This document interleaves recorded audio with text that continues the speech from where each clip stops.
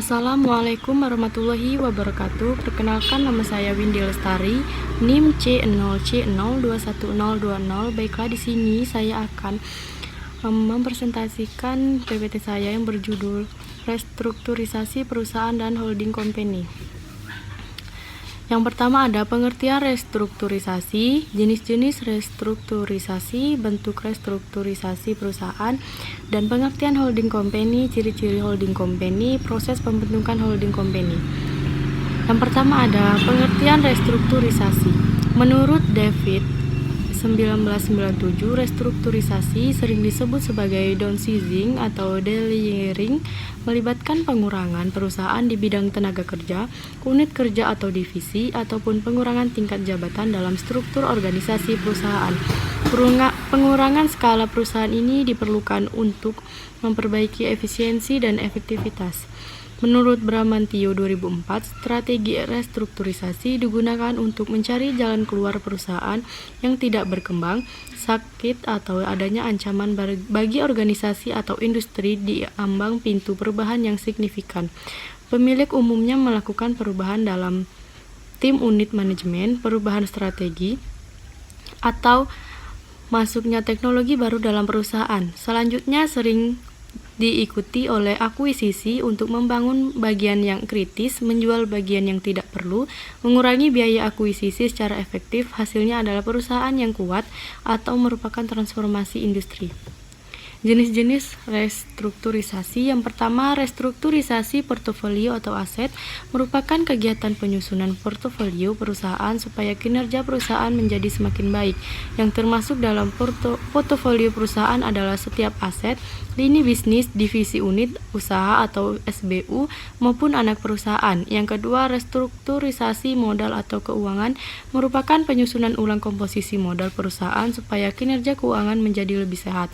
Kinerja keuangan dapat dievaluasi berdasarkan laporan keuangan yang terdiri dari neraca, laba rugi, laporan arus kas, dan posisi modal perusahaan. Yang ketiga, restrukturisasi manajemen atau organisasi merupakan penyusunan ulang komposisi manajemen, struktur organisasi, pembagian kerja, sistem operasional, dan hal-hal yang berkaitan dengan masalah manajerial dan organisasi.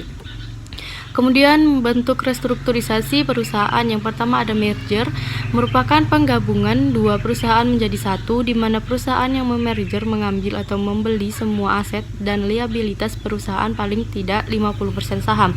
Yang kedua ada consolidation, merupakan penggabungan dari dua perusahaan atau lebih dan nama perusahaan tersebut hilang, kemudian muncul nama baru perusahaan gabungan. Yang ketiga ada akuisisi, merupakan pengambil alihan atau take over sebuah perusahaan dengan membeli saham atau aset perusahaan tersebut. Perusahaan yang dibeli tetap ada. Akuisisi bisa juga pembelian suatu perusahaan oleh perusahaan lain atau kelompok investor. Yang ketiga ada divestasi, merupakan proses pelepasan suatu unit usaha atau aset perusahaan. Reorganisasi merupakan suatu upaya untuk menjaga perusahaan tetap hidup dengan mengubah struktur modalnya atau pemodelan ulang struktur modal. Reorganisasi dalam aspek finansial dilakukan untuk memperkecil beban finansial yang tetap sifatnya. Yang keenam ada likuidasi, merupakan proses penjualan aktiva non-kas dari persekutuan karena perusahaan persekutuan sudah tidak memungkinkan untuk melunasi kewajiban jangka pendek maupun jangka panjang dan operasional perusahaan sudah tidak menguntungkan. Yang ketujuh ada divestasi, merupakan proses pelepasan suatu unit usaha atau aset perusahaan. Yang kedelapan ada swastanisasi, yaitu mengubah perusahaan publik menjadi milik pribadi. Yang kesembilan ada leverage buyout, merupakan transaksi going private yang dibiayai dengan hutang atau yang dilakukan dengan kas bukan dengan saham. Selanjutnya, pengertian holding company. Holding company atau disebut juga perusahaan induk adalah suatu perusahaan yang bertujuan untuk memiliki saham dalam satu atau lebih perusahaan lain dan dapat mengendalikan semua jalannya proses usaha pada setiap badan usaha yang telah dikuasai sahamnya. Dengan melakukan pengelompokan perusahaan ke dalam induk perusahaan, diharapkan tercapainya tujuan peningkatan atau penciptaan nilai pasar perusahaan atau market valuation berdasarkan lini perusahaan. Kehadiran holding company merupakan suatu hal yang lumrah, mengingat banyak perusahaan yang telah melakukan kegiatan bisnis yang sudah sedemikian besar dengan berbagai garapan kegiatan sehingga perusahaan itu perlu dipecah-pecah menurut penggolongan bisnisnya. Selanjutnya, ciri-ciri holding company. Yang pertama, terdiri dari 2 orang atau lebih.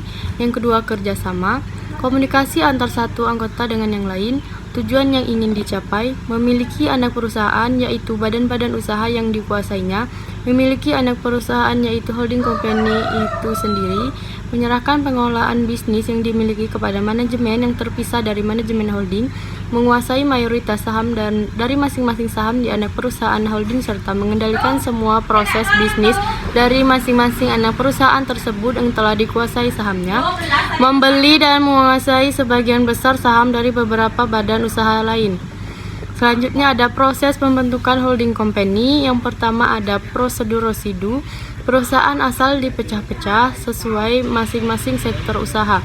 Perusahaan yang dipecah-pecah tersebut telah menjadi perusahaan yang mandiri, sementara sisanya dari perusahaan asal dikonversi menjadi perusahaan holding. Selanjutnya, prosedur penuh biasanya dilakukan jika sebelumnya tidak terlalu banyak terjadi pemecahan atau pemandirian perusahaan, tetapi masing-masing perusahaan dengan kepemilikan yang sama atau bersama hubungan saling terpencar-pencar tanpa terkonsentrasi dalam satu perusahaan induk. Yang ketiga ada prosedur terprogram.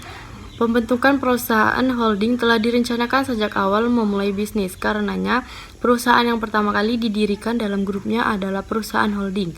Kemudian, untuk setiap bisnis yang dilakukan akan dibentuk atau diakuisisi perusahaan lain. Baiklah, terima kasih. Wassalamualaikum warahmatullahi wabarakatuh.